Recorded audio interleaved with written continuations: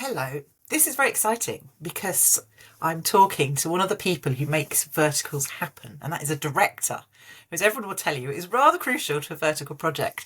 And what better director to talk to for my first interview than Macedo, who a Oh, lot of you will have seen a lot of his verticals, in particular Unwanted Mate with Eric Gomet and Ashley Michelle Grant, which I know from talking to fans was a lot of people's first vertical, brought them into the universe and has kept them there.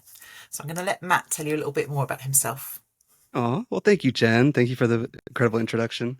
And also just thank you in general too for everything that you're doing for this vertical community. It's definitely very, very appreciated. So for those that obviously don't recognize me because I'm often behind the camera, but yeah, I've done about working on my 12th vertical right now. And yeah, the Unwanted Mate, which is, thankfully some of the vertical that got people into watching verticals to begin with, was my second show.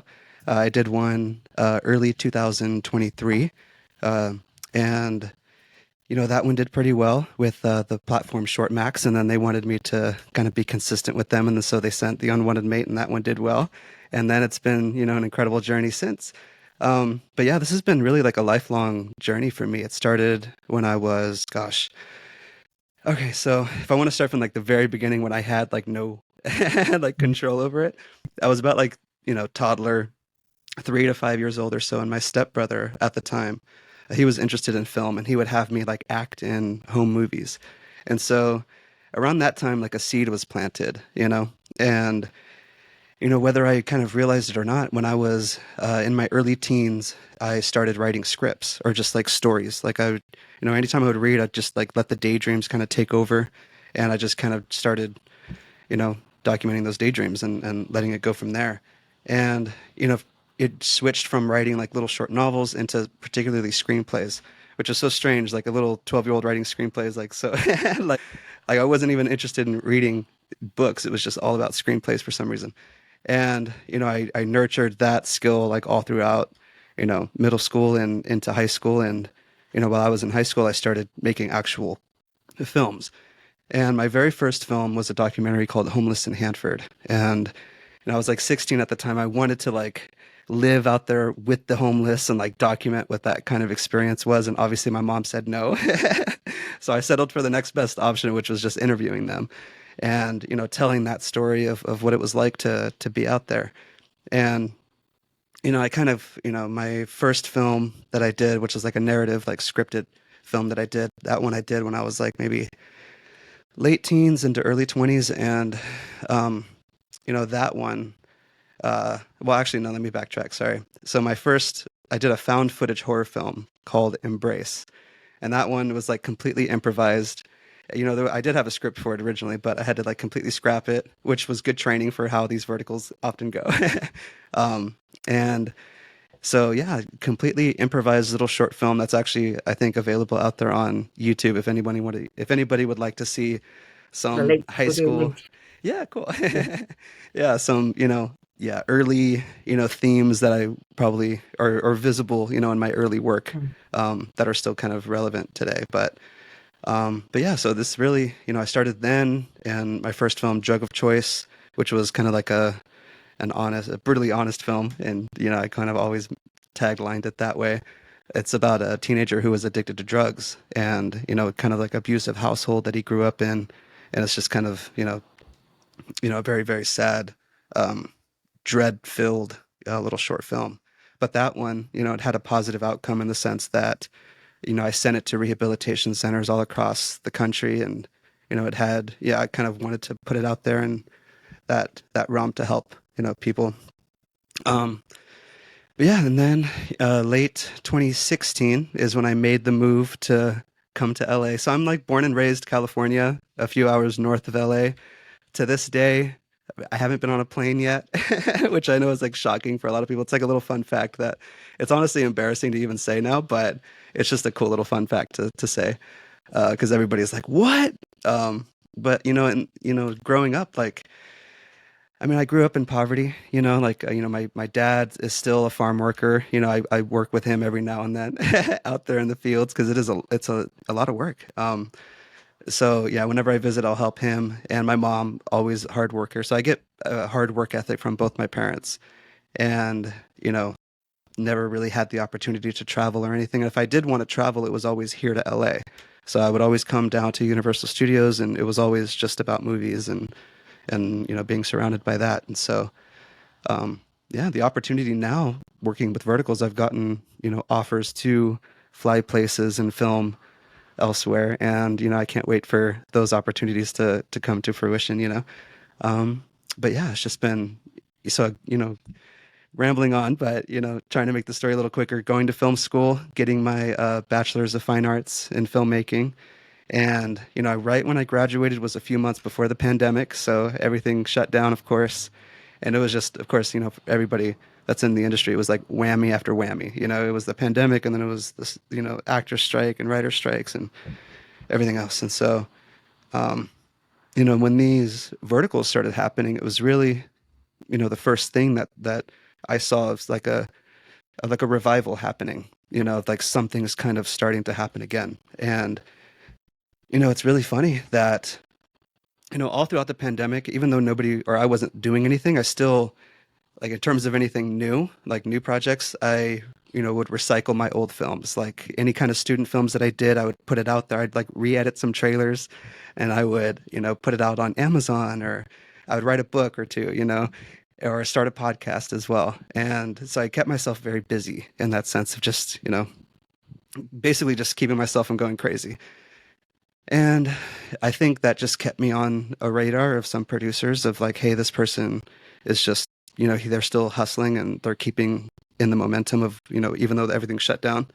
And so there was an opportunity when, and it's really funny how our lives come to these moments of just a yes or no question, and it was, I got asked, would you be interested in directing this very new type of content?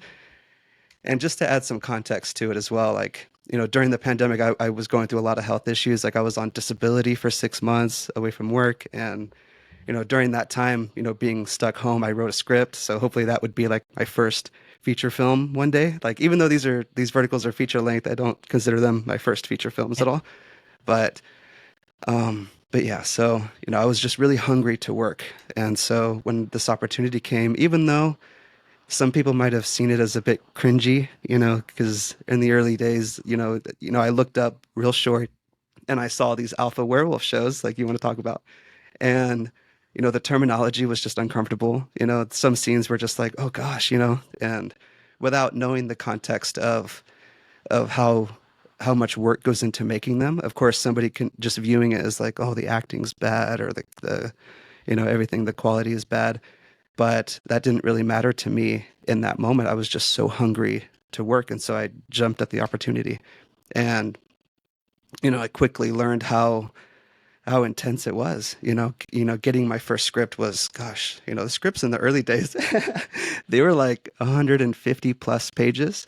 And like filming in like maybe 10 to 12 days or so. And it was intense. And these scripts that I would get, like I always would do above and beyond, right? So instead of just getting the script, I would start localizing the script. I would really edit it. And one of the things that I did during the pandemic was start a Fiverr account and, start, reading scripts and editing scripts and giving feedback. And I was charging like $50 per script. And so it was really just for the passion of staying busy. And so I just can't help but doing that also. If I get a script, I just can't help but like, edit it or fix anything that, is there. Again, too, goes back to it's been a hobby of mine literally since I was an early teen. So it's just, I'm happy to be doing it. And, it's one of those amazing things that, it's like I stuck with it. The consistency of like this hobby that I had as a kid is now my job. And it's just this dream case scenario that hopefully is still just the beginning. I really do hope I'm, one of those little, Martin Scorsese's or Clint Eastwood's, some 90-year-old man, still on set, still doing what they love because, that's what it is for me. It's my happy place. Just intrigued with what you say about scripts. Do you instantly visualize everything when you're reading? Are you already seeing how it Yeah. would look for you? 100%, 100%. Yeah. So usually that's what makes it difficult for me to read anything else.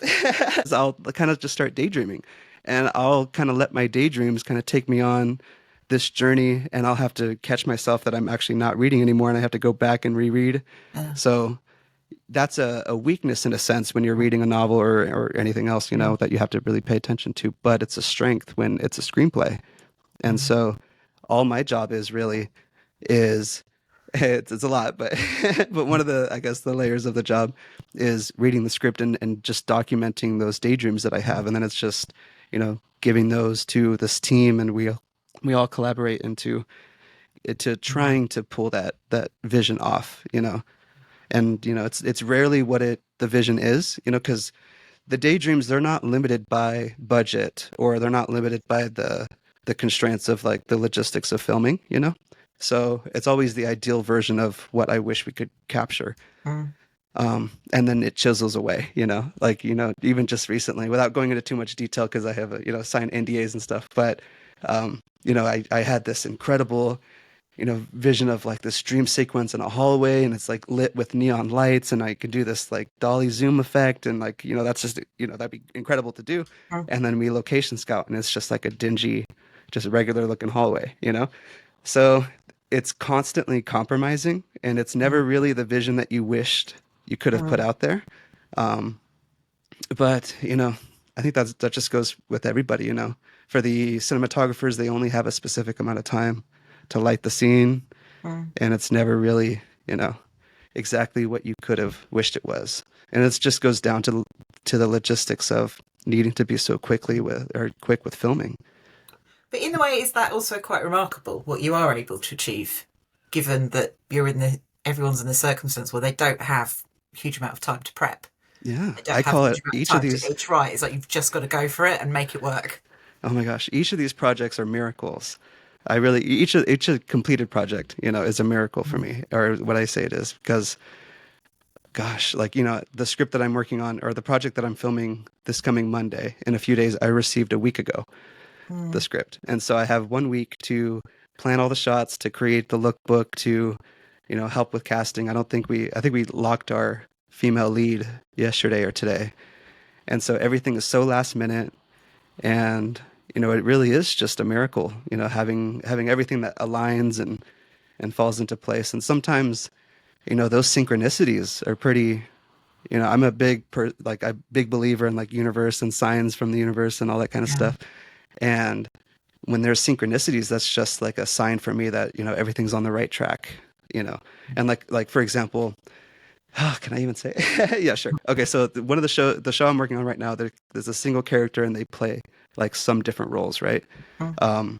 And when the character is, say, a professor, for example, the daydream, I see that person will have glasses as a professor to differentiate them.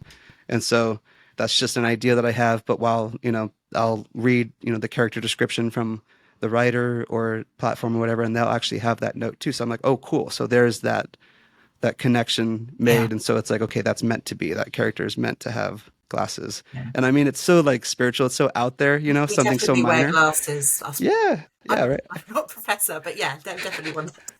I wear glasses too, but it's just the ring light. I didn't want to Yeah. have the effect there. Um, can I ask, because I think there'll be a lot of fans watching this. I know there'll be industry people, but can you explain to fans, you mentioned a little bit there, like what being a director involves, and that it's more than just you turn up on set on day one and shout action and everyone Yeah, runs around after you. I mean, you mentioned a little bit about the lookbook and planning shots. Could you do like a sure. really basic, what your responsibilities actually are? Oh gosh. Okay. So I'll break it down. Sorry if I go on a little tangent. It's just going to Yeah. be, me rambling on about what I do. So so as a director, it's kind of interesting that you're the leader of like everybody, this whole group of people that are inputting their own ideas to create Mm, this singular vision. And you have to be like the singular vision of what the overall project has to mm, be. Um, and so even like, for example, so let me just start with the process that I'll go through. So I'll get a script and I'll read it a few times. I'll usually I'll highlight the intimacy scenes or the moments within the scene that involves intimacy or any stunts or any makeup, and then I'll go through and jot down the visions that I see for those scenes and in those moments. So I'm kind of just editing in my head. I'll see like a two shot here, or like a wide here, or a close up on the character here for a reaction shot, or slow motion, and it all goes into emotional beats of the story. So like, if a character sees each other when they see each other for the first time, or when they fall in love for that moment, those that eye contact moment, the slowing down motion, all that kind of stuff that we plan on to enhance that moment. Um, yeah, and then just again having an overall vision of what the story needs to be and inconsistencies and things like that. So, for example, gosh, I hate to use like references for shows that I'm working on right now. It's just that's what's freshest in my mind. But so, for example, sometimes even the writers don't know proper terms or anything. Like, so for example, on a previous show for these werewolf dramas, for example, they would have some terms for, like, say, for example, it would be, like there's specific terms that we always use in these shows, like moon goddess and the fated mate bond and all those kinds of things. And so the writers would have it labeled as something else, and I would have to correct them and be like, no, this is what it actually is. So I would have to fix certain things like that. Sometimes the platform has an idea like the character um, is faking being, because there's always a character that's drugged or something, in these shows. And, this character in this moment, a note from the platform would be they're pretending to be drugged in this moment. And in reality, like from what I read, it would make sense that they were actually drugged, because in the scene before and the scene after, they're still struggling, blah, blah, blah. So it's correcting some inconsistencies that affect the overall show. So it's being aware of all of that. And then that's just really the pre-production stuff. And then now you get to being on set and you're answering hundreds of questions a day. Even in pre-production, I met with a production designer recently, and we go into literally all of the details of, what should the guns look like? What should, color paint? If a character gets splashed with paint, what color should that be? Like all of those specific details, it comes to me to have that answer. Yeah. And it's just, yeah, it's a lot of responsibility. And then you get to be on set, and now you're, really set the energy on set, right? So if you as a director are anxious and you're stressed, then everybody else is kind of stressed, and it resonates outward to everybody else. And so that's why I'm pretty mindful about, always having fun, being light, laughing a lot, because that also sets the tone on set. Um, I've never been one to raise my voice or get anxious or yell or anything like that. That's just not who I am as a person in general, too. But I've had some ADs, and that's part of their job. As an assistant director, they are there to like wrangle everybody else and get them, on the schedule and get going. And so they do have to raise their voice every now and then. But that really just affects the everybody on set. And it might have something to do with some themes of my childhood and in work that I've done too that might have an effect on that. But yeah, you're really looked at, as again, just, the leader of everybody, which is a lot of responsibility, and, the head of everything. So it's a lot of stress, but yeah, it's a lot of fun at the same time. So what's the most rewarding part then? Because that's obviously really Oh my gosh. intense. What are the rewarding things? Yeah, the best part on set is capturing that vision. And I'm a big believer again in like the law of attraction, or, like having a vision and then you manifest it and it becomes reality. So it's just like a literal physical manifestation of that, of having this vision and then it becomes a reality. And that's my absolute favorite moment on set is capturing those visions. So interesting you saying about that. Do you find then that when you're making certain projects, have you got a feeling of like, yeah, this one might go big?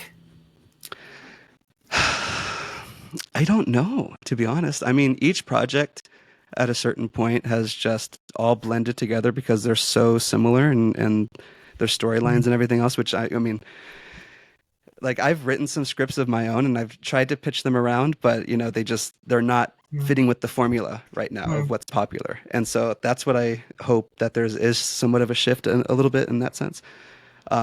But I'm also, you know, adjusting myself to where I'll fit within the formula. So some scripts that I'm writing, will have a lot more dramatic elements yeah. that fit with the current, vertical space. But um, yeah, I mean, yeah, it's just a lot. Yeah. Obviously, with the werewolves, it's quite Yes. unique. So I've watched sort of werewolf movies when I was growing up. Teen Wolf because Michael J. Fox. Why wouldn't you watch it? Um, I really like Neil Marshall. So Dog Soldiers was a favourite of mine. And obviously things like American Werewolf in London. So most movie depictions of werewolves are pretty. They're the big bad. They're the problem. Um, I'm a big Buffy fan, so obviously Oz was exciting. But even that, it wasn't really a celebrated thing, the werewolf. That was a problem. Mm. And then I think this is the really striking thing with verticals, that it's a very, very different take on werewolves. And obviously you've got all this mythology, which I understand kind of comes from, I think it comes from romance novels. Mhm. Um, how have you found that? Like, and building that world that's so different to how werewolves have been seen on screen before? Well, I think what it has maybe to do with too is like my introduction into like the vampire werewolf universe was Twilight and New Moon, was like Mm, that kind of, it was heavily romance. And so I think, in the early days of making these verticals, that was basically my reference guide, mm, right? Was Twilight and all of those shows. yeah, Even, the earlier shows, like they wanted to reference, some heavier stuff like 50 yeah, Shades of Grey, for the intimacy stuff. But mm, yeah, I think it was really just, those romance, you know, elements in Twilight and mm. those shows that I really just kind of, built on. That makes sense actually, because the way that the pack runs in Unwanted Mate, that does remind me of like Jacob's pack in Twilight. Hmm. I can see that. I can see that makes Yeah, so much sense. I can see the yeah, parallels. yeah, yeah, yeah, So yeah, for sure. you just don't use the heat thing about the reason they take the shirts off all the time. Gosh, I know. Yeah, yeah, there's so much, the terminology. Like it's so unique. Yeah. Yeah. So, with your shows, you mentioned a little bit about casting, and I think anyone who looks through your shows, as obviously I have and watched quite a lot, you'll go like, okay, right, there's that, and then you'll see people, like I can't get his name right. Is it Shay Deneen? Yeah, yeah, Shay. Obviously, he's been Yeah, in a few, and obviously Eric Gilmette's been yeah. in a few, and then kind of people go through. Is that something that's been a happy coincidence, or have you been able to steer a little bit? A bit of both, actually. So, little fun fact, and I always like love to like brag about this in a way. So, the very first vertical that I did was originally called "Call Me Alpha," and they changed it now to "My Destined Alpha Mate." If anybody wants to see it, but it's on Shortmax as well, of course, like everything Yeah. I've done. Um, but so, we were struggling as most verticals do to find our male lead, and so we were like, oh my god, like we need to find someone ASAP. And the weekend before, I had volunteered on another group of filmmakers short film set, and that's where I met Shay. And this was actually like back in my hometown, like a few hours north. And so running into him or meeting him there, and he's an actor from LA, it was just like this weird coincidence also. And another little fun little coincidence is we later on used the same location they were filming in for our show as well for free. It's one of those things that's like, my gosh, it's like godsend, thank you.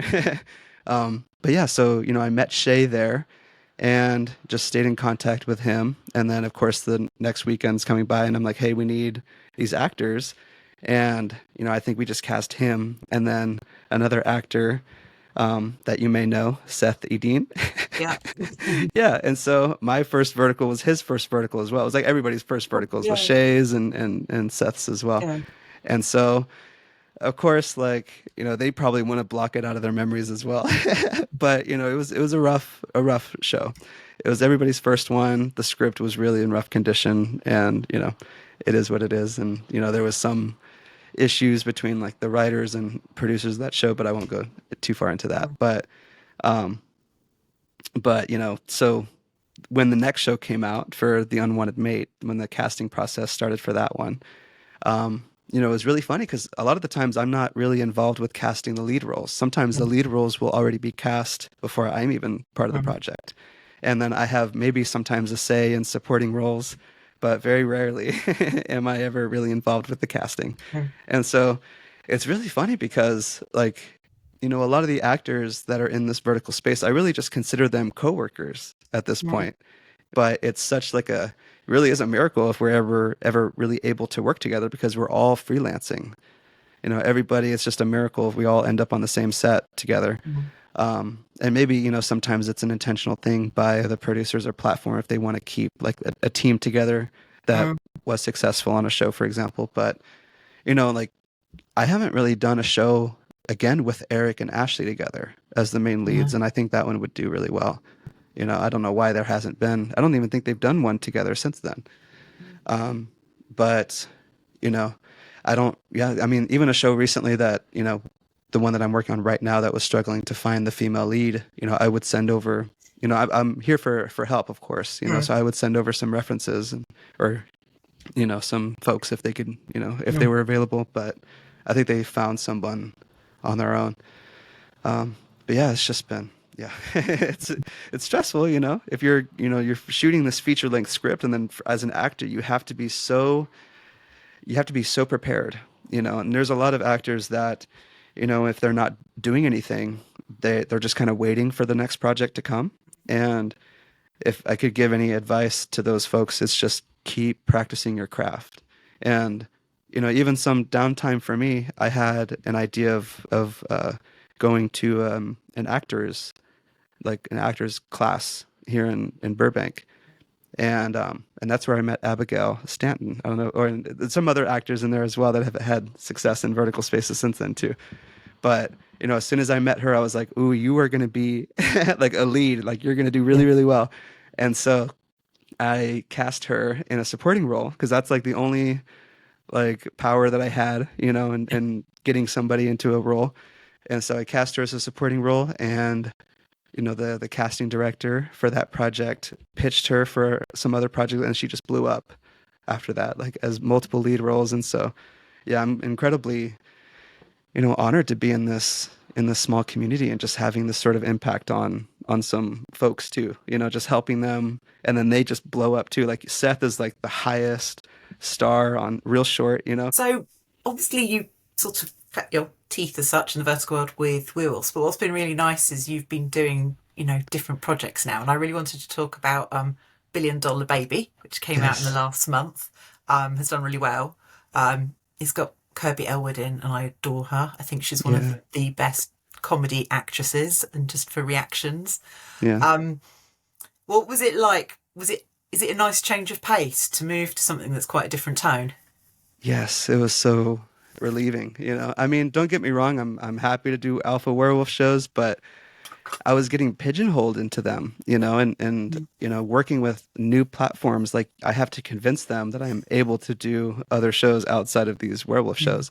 And so thankfully now I have some examples to prove that I'm able to do other shows. But yeah, it was really refreshing in the sense of it was more fun. We were able to implement some comedic elements in there and have more fun with it, like we said. And yeah, the bloopers are gold. If anybody sees the bloopers on my Instagram. Need the bloopers. They need to be Yeah, at the end of the show. So I almost, know. They yeah. should. Yeah, they should. Because there's some fantastic comedy in that. There's a brilliant moment where he takes her to the house initially, and then she has a whole thing about, I'm not dealing with the chaos and drama of elite families. And we were Yeah. like, finally in vertical, someone's saying that. And just Yeah. some other great like shots where she says, doesn't she, like, oh, I don't need a shoulder to cry on, and then you have this Oh, fantastic I know that shot on the jump cut. next thing of like she's Yeah. sobbing and the makeup's everywhere, Yeah. and Yeah. it's hysterically funny. It's um so funny. Yeah. It's so much fun, even like that scene that you mentioned. If you see in the bloopers, not to give it like Kirby's able to make herself cry, of course, too, but yeah, we're under such speed, we have these like tear sticks. And so you're yeah, able to like put like this menthol under your eye to make it burn. yeah. And so in that scene, she applied too much and she like really, it really That's why became an it's so issue. good. Yeah. um so going forward, what sort of projects have you got coming up? How would you like to play with storylines in vertical? What would you like to see more of in the space? Sure. Well, I mean, every project is so last minute for me, you know. I'm working on one Mm. right now. And you know, I mean, if you could have asked me last week what my next project was, and I was like, I have no idea when my next project is. Mm. But from that point until now, I think I have two lined up, or the one I'm doing now, and then another one Mm. beginning of May. And then I think someone asked recently for the end of May, but we'll see. You know, nothing is really set in stone until, you know, there's a contract signed, just because everything usually, again, these are miracles, so things fall apart always last minute. Um, and yeah, it's in terms of the new storylines that I would like to see.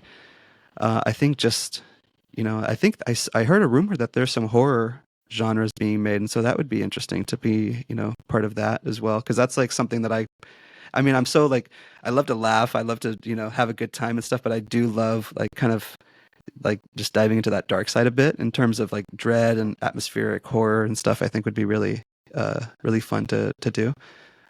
Comedy is also a lot of fun, so I would hope to do more comedies. I think what would be a lot of fun to do would be like a parody, you know, like Scary Movie or Airplane or any of those that are just like really comedic, but like on the nose comedic, and like making fun of just like the tropes in the cinematic or the vertimatic, I should call it, in the vertical universe. You know, I think that would be a lot of fun. That would Um, be brilliant. Have you seen their they've just released the trailer, haven't they? They've got Liam Neeson's doing yes, Naked the Naked Gun. Gun. So Yes, yes, maybe, yeah, if that does well, I feel that could yeah. follow through. And they're like, yeah, that humour's back. We need to. Yeah, yeah. And I feel like that kind of humor So would fit more with the demographic that watches these shows. You know, I'm not too sure. And again, too, you could clarify this for me yeah. too. If you guys are really into horror, you know, I don't know if you yourself are into horror movies at This was all. the scoop I got because I spoke to an actress earlier this week. He's like, yeah, I'm doing a horror next week. I think I'll be in the woods a Ooh, lot. So I put it out there, and I got a lot of male actors going, finally, I want to be in the yeah, horror. So the male yes, actors were all over it. yeah, And then, yeah, it was quite split with fans. I think about a third were like, I am there. And the rest were like, no, no, we want romance. yeah, But yeah. then I So, think so what horror could do is I think it could bring in a lot more viewers. So mm, obviously, you know, there's a mix of viewers, but we're largely women at the moment. for So I sure. think that's Yeah, where it would be exciting. It could, and I could see that the kind of, I guess, the vertical form and actually that speed works for horrors, doesn't it? And the kind of rawness and the quickness of it. So yeah, I think it could be really good for just expanding the genre and bringing more viewers in as a whole. So yeah. I think so too. yeah. And even, you know, some of the scripts that I've written that, you know, are a bit, you know, more character driven. You know, each episode isn't so much action of like somebody Mm. getting slapped or someone's, you know, Yeah. cheating and then a wedding and then a funeral. You know, it's Uh, more character driven and kind of like slower pace. And, you know, like that would be one that I would really, really, really love to do. And I could pitch it here if any producers out there. I have the script written. I have a That's what copy we're using written. this for. Yeah. And so the title is literally called Love of a Lifetime. I mean, come on. Like the title Yeah. itself is like golden, right? Yeah. And it's literally just a story following, you know, it begins when their elderly wife is on the deathbed, you know, husband sings to her, and then it flashes back to when they were younger and they first met, and then it follows this young couple through their entire life and all like the, you know, the losing a parent and, you know, getting married and then losing the child and then, you know, like thinking the husband's cheating, like all of these Mm. layers, these universal themes, right, that people experience all throughout their lives. And they ultimately they make it through, you know, they power through their relationships and their lifelong, you know, and and then I, you know, envision this beautiful reunion, you know, at the very end of the show where their spirits reunite, you know, all of it, you know, and I'm like, come on, like I pitched it and they're like, it's not good. I'm like, come on, really? I am on the And lookout for a few random billionaires. I'm sure I'll bump into one. So when I have got one, I'm exactly. So greenlighting and so funding right them. now, 'Cause yeah. that So sounds right now amazing. that's the thing, right? Yeah. Like there's no billionaire in the show. Yeah. There's no, you know, mansion or yachts or anything like that. So that's like the main, like I'd have to add some of those in order to get it made, you know, at least now. But if it, you know, I if there is think a it will get shift, there. Yeah, we'll get there. yeah, yeah, I think so too. And you've basically, I mean, that's the bit that I think everyone is like, if you can just take one scene from a Disney movie, it's that montage in Up, isn't it? Yeah, That's like one of yeah, the most powerful bits ever in film. So just yeah. expanding that. And then also, obviously, I'm getting echoes of the Notebook, and you've now Yes, got yes. every woman in the world. Just get Ryan Reynolds and you're sorted. So, 100%. Yeah. So yeah, that Yeah. sounds amazing. I want that to happen. Yeah. Yeah. Um, so one of the things I kind of think that verticals do have to deliver, isn't it? Isn't that speed Mm. and that kind of boom, boom, boom, keep it moving? Because particularly now, I think even more so because there's so much content coming out. I think there's almost, for the viewers, you've almost got a shorter time to grab people's attention because people will just move on because there's so much available. When you're filming, are you aware of that paywall? Like, do they tell you that, like, we're going to edit it about here or here, and if you haven't hooked them by then, they're gone? Is there a pressure around that? Oh, for sure. Yeah. I mean, when I get a script, I break down at least the first 10 episodes, like very highly detailed, and that's what I send to the platform to like, it's just look over and stuff. Um, but yeah, I usually will they'll let us know like the paywall, you know, will be episode 7 or 8 or something. It's usually within the Yeah. first 10 episodes. And, yeah, I mean, I'm very mindful of like character introductions and opening images, the opening shot of a show. Even lately, and it's always different. Like everybody is different. So for the past 11 shows, I have, received notes to have, a very specific like vertical opening, right? So it has to be a very like all other verticals. And then one I just am working on now, the note from the platform is let's make it different than other verticals. And so now I'm like stressed out. I'm like, oh my God.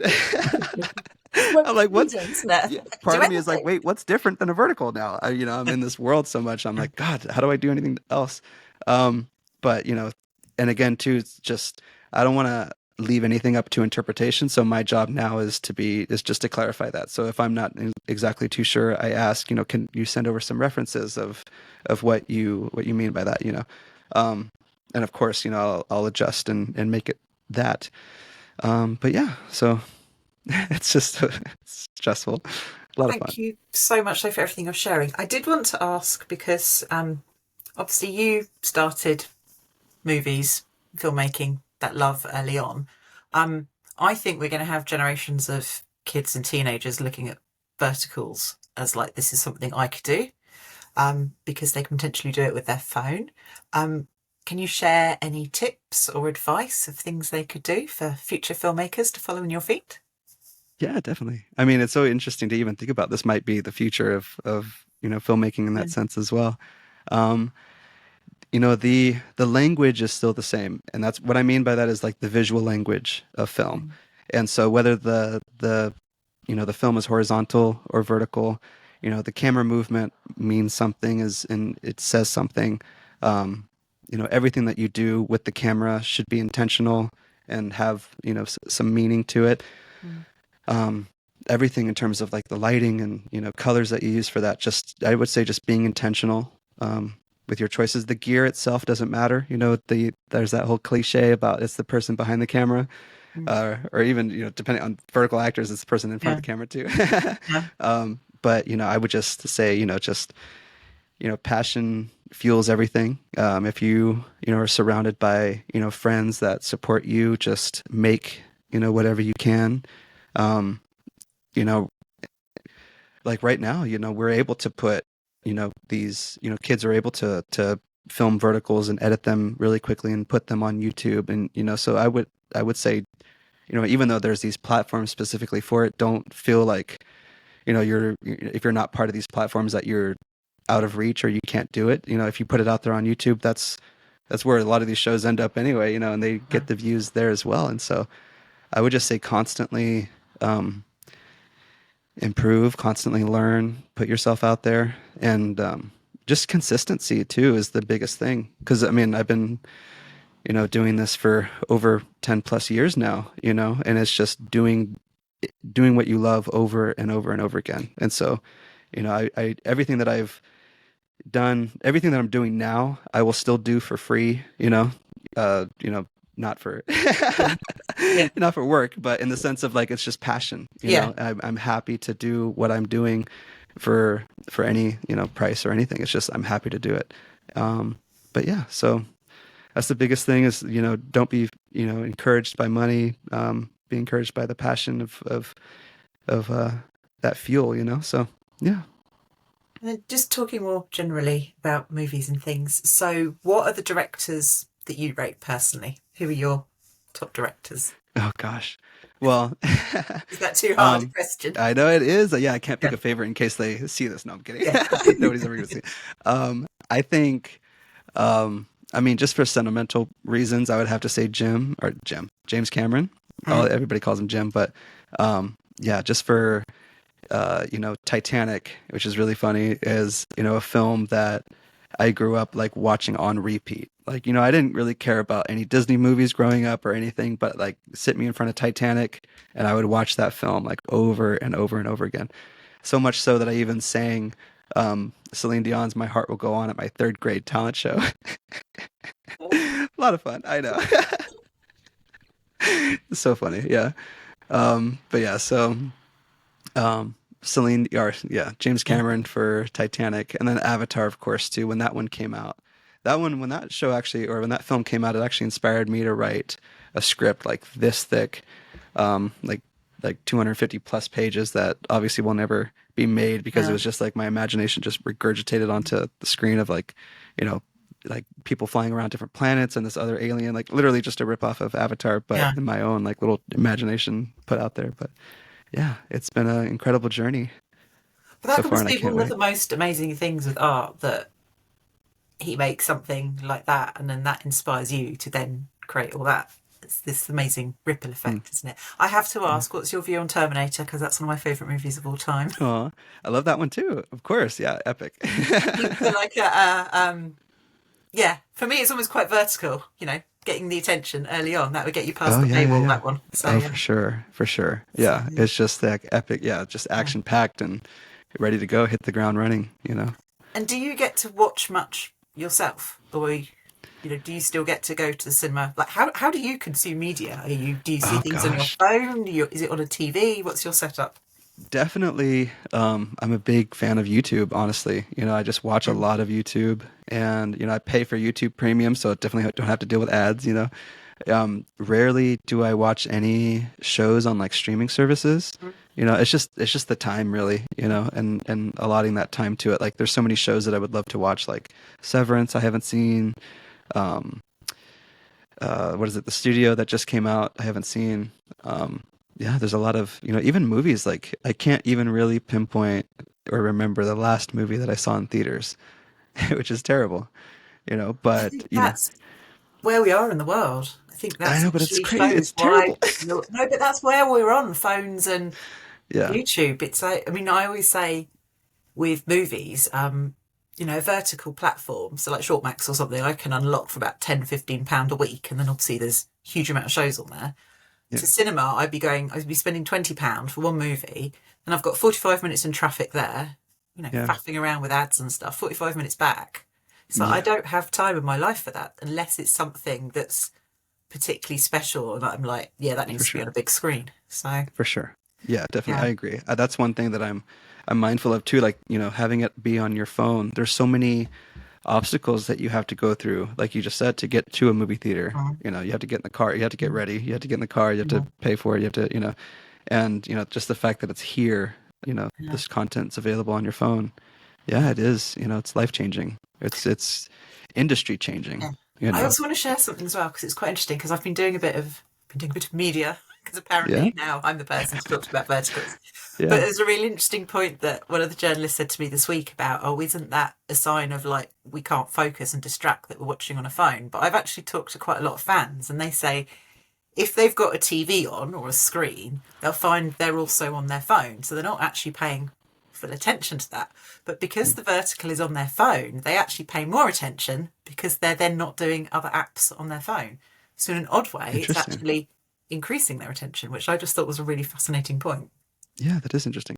I mean, a question that I would have too is because when you're watching a film, you're kind of forced to watch it all throughout, Mm, as one whole viewing. yeah, And for these verticals, you're able to just like watch a few episodes, put it away, do whatever, come back, watch a few more. yeah. And I mean, that's kind of interesting too. Like, I don't know if that diminish like the relationship that the audience has with the characters Mhm. type of thing, and the story in itself. I'm not too sure, what I your always guys think is. it's a sign of a really good one if like nothing Yeah. else happens and I go straight through, which is Mm, normally at things that should be happening, that are yeah. responsibilities like laundry that get ignored Yeah. because that Yeah. Yeah. vertical's got me the whole way through. So Yeah. Good. Cool, Yeah. cool, cool. Yeah, that's great. Um.